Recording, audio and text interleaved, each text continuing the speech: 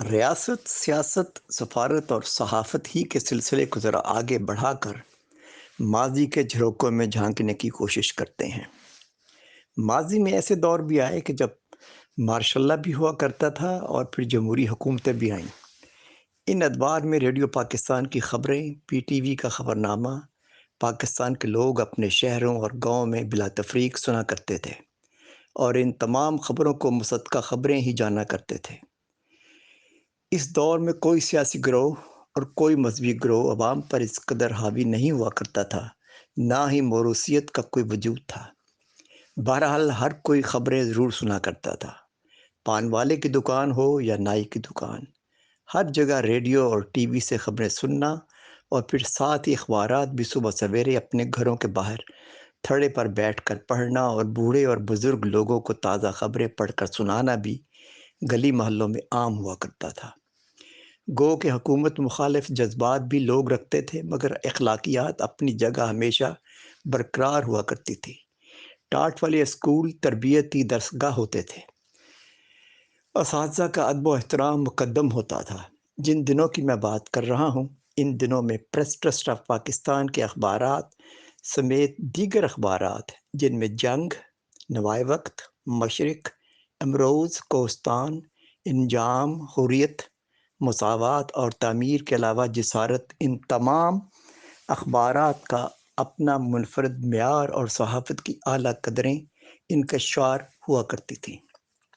इन अखबारात में आला पाए की लिखारी और कौमी अमूर पर सुलझे हुए कालम लिखने वालों की हरगिज़ कमी ना थी। इनकी कालम नगारी से माशरे में इस्लाह का पहलू हमेशा नुमायाँ हुआ करता था। आवाम की अक्सरियत अखबारात के कालम भी पढ़ती थी और फिर अखबारात के अदारियों को ख़ास हैसियत हासिल हुआ करती थी। मुल्क के सिनेमा हाउसेज़ में हुकूमत का तस्वीरी खबरनामा भी बड़ी दिलचस्पी से देखा जाता था, जो कि वज़ारत इत्तलाआत व नशरियात तैयार करवाती थी। इसी तरह अंग्रेज़ी अखबारात में Pakistan Times, Dawn, Morning News, ये सब अखबारात कम से कम ब्यूरोक्रेसी के अलावा कॉलेज और यूनिवर्सिटी सतह पर दीगर अहम लाइब्रेरीज़ में बाकायदगी से पढ़े जाते थे।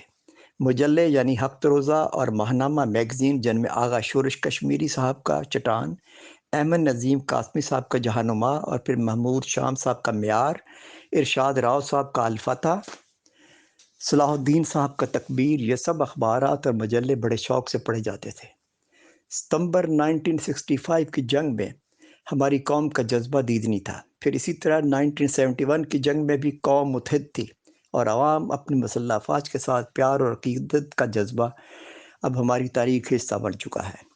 ये बातें उस वक़्त की हैं कि जब हम कौम थे, हम हजूम हरगिज़ न थे। अब ना तो अक्सरियत अखबारात में दिलचस्पी रखती है और ना ही कालम पढ़ने का किसी को शौक़ है।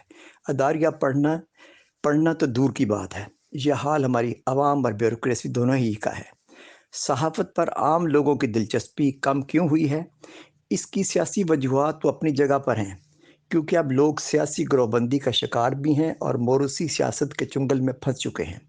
इसके अलावा दूसरी बड़ी वजह सोशल मीडिया और फिर नई तर्ज के टीवी ड्रामों और अखलाक से गिरे हुए मज़ाहिया टीवी प्रोग्राम, जो कि शोज़ की शक्ल में अवाम को तफरीह के बजाय मुआशरे में बेहुदा माहौल फैलाने का बाहिस बने हैं, जिससे अखलाकियात और शाइस्ता रवी का दौर ख़त्म हो रहा है, जो कि करंट अफेयर्स और बर्निंग इश्यूज़ से अवाम की तवज्जो हटाता चला जा रहा है।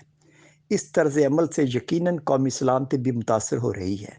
हम पस्ती की तरफ जा चुके हैं। जितनी मर्ज़ी मोटरवेज़ बना लें, ऑरेंज ट्रेन, ग्रीन ट्रेन बनाते चले जाएँ, बड़े-बड़े यूरोपियन तर्ज़ के मॉल्स और शॉपिंग सेंटर बना लें, बहरिया टाउन जैसे रिहायशी मनसूबे बनाते चले जाएँ, मगर हम हजूम हैं।